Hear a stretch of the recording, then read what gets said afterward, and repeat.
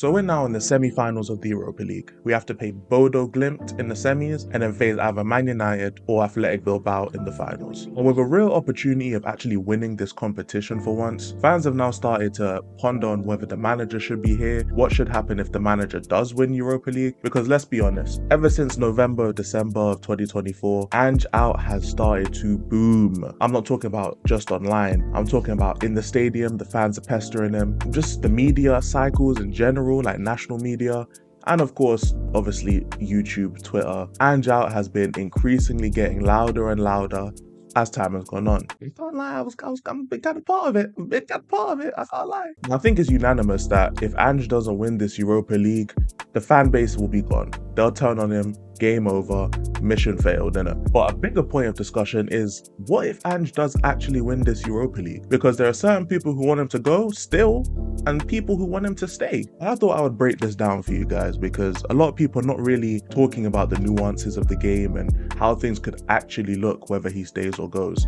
A lot of it is just, I'll be real, clickbait and rage bait. So I'm actually going to break it down in a way that makes sense, at least to me. So let's get into this.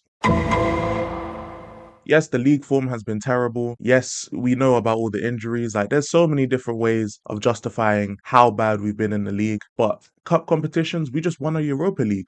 Trophies are a problem here. And if we do win this Europa League, then Ange has shown that his style of play can win in the Europa League. It can win in cup competitions. So, for Tottenham fans, that might be a reason for him to stay, because even though we won't ever compete for a league under this manager and it looks that way, at least we'll be okay in the cups. Like, we did make a semi-final in the Carabao Cup.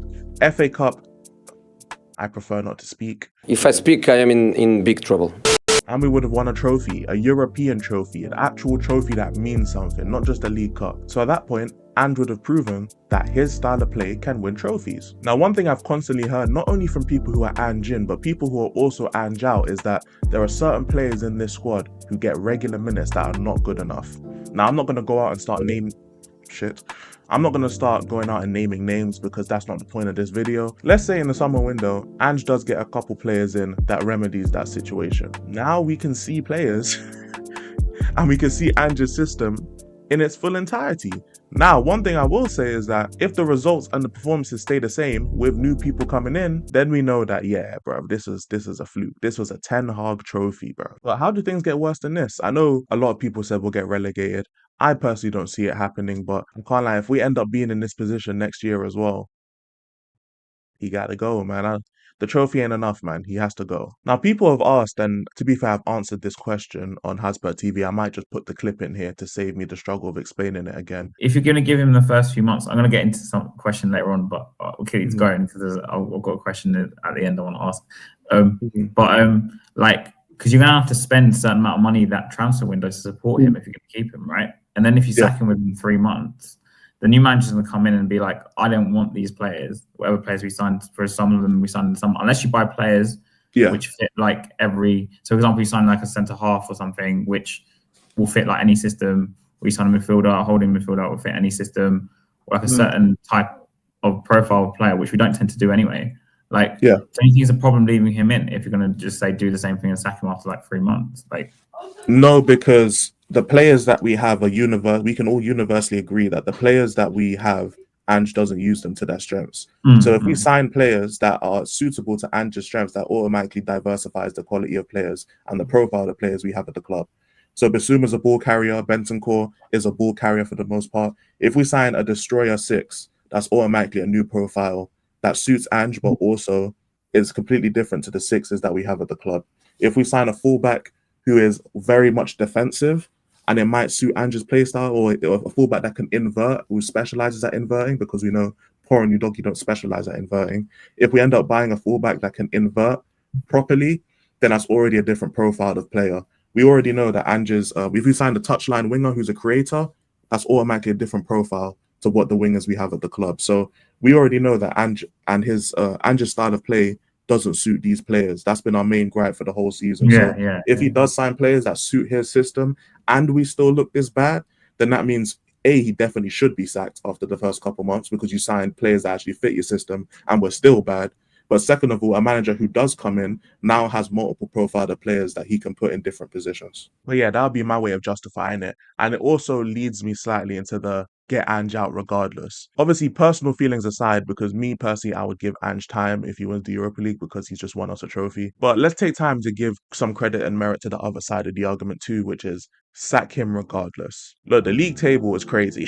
The league table is crazy, I will say that. I've heard Mr. Box Office say this, I've heard Jay say this, R1, my guys. I've heard a bunch of people say this, it's not just them. If we win the Europa League, we're basically going to have a repeat of next season, except instead of the Europa League, we're in the Champions League. It's going to be the same thing dealing with injuries, it's going to be the same thing not doing well in the league, crashing out of cup competitions. We won't have a Champions League or European campaign, I should say, to fall back on. So they would sack him because they see him getting relegated. I hear it. Like I said before, I don't think we'd get relegated, but at the same time, you always have to pay respects to your opponents. The teams that could come up next season, they could be miles better than Leicester, Ipswich and Southampton. They could be, especially Southampton, they'll be miles better. Of course, it's a hypothetical, it's an if, but as long as there's a 0.1% chance, there is a chance. So it's not a chance I want to deal with personally. Also, if we sack Ange at the end of the season, we could bring a manager in from the start of the summer and we can immediately shift focus to what they want. The style of football they want to play, the players that they want to buy. It'd be like a passing of the torch in a way. It wouldn't really feel like a sacking. It's just thank you, Ange. End of the season, your time's up, let's get the new man in. One thing that would also happen is the players that are already here will know instantly if they're either on the chopping block, gonna stay, gonna leave, and if they are gonna stay, they can familiarize themselves with the new style of play, with the tactics, with the new manager and the new coaching staff, because the manager tends to bring their coaching staff with them. I know Ange didn't do it this time, but pretty much most other managers bring new coaching staff with them. And it makes sense. It makes sense for us to sack Ange regardless. Me being me, I want to see a trophy, and the man who delivers a trophy to this club will get my full support. Until I see things sliding, and at the same time, things have been sliding. If it was up to me personally, I would have sacked Ange November, December times. But he is here, he is the manager, he has got us to the semi-final of the Europa League, and if that doesn't deserve the full backing until the very end, then I don't know what does, because we need to win a competition. Ange has gotten us this far, we gotta support him for the rest of the way, man. Hopefully he can bring this Europa League, and I know I'm getting a bit personal and I'm trying to keep personal feelings out of it, but this is my damn channel, fuck it, man. I want him to win the Europa League, and if he does, I want him to stay. Get him some more players, and let's see if we can improve the consistency in the league, because he's won us a trophy, so why wouldn't I want him to stay, man? I hope you guys enjoyed this video, a bit of a chilled sit back. I'm not used to doing stuff like this on this channel. This is more like a commentary, my main channel kind of vibe. I figured, you know, I'll start diversifying up the content, man. I'll start doing more commentary, stop doing as much like no face cam kind of vids, and try and just generally upgrade the content, man. So I hope this is something you guys want to see. So hopefully you guys can support me through that, man. Peace. I'm not a savior nor a saint. Told 30s and sticks with an open case. I try to behave when I know I can't. So purpose of this is to motivate. What's the ticket? Shit we can negotiate. Take a toke of the law while I pour the drink.